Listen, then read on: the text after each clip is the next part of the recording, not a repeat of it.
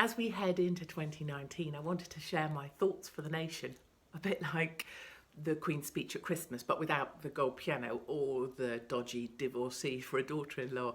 Britain is now just 3 months away from Brexit, a handy time to remember that we were asked to vote leave or remain, not for a deal, especially not a shit deal. If Britain does not leave the EU, clearly your vote counts for nothing and democracy in the UK is dead, which means you can rip up your social contract where you agree to do things like behave or pay your council tax and pull on your yellow vest instead. By April, a veritable flotilla of migrant boats will be headed across the Channel from France, trafficked by thugs, applauded by Diane Abbott, scooped up by the UK Border Force and welcomed by activists called Josh, who have never worked a full day in their lives. Resist this narrative. No one is being rescued.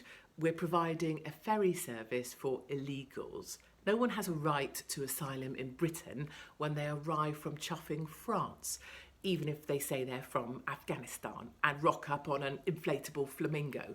Most are entirely selfish men who would happily chuck a child overboard if it lifted their bulging testicles an inch out the water. Britain must send them back. And by the summer, the trans mafia will be campaigning for maternity leave for men who identify as pregnant.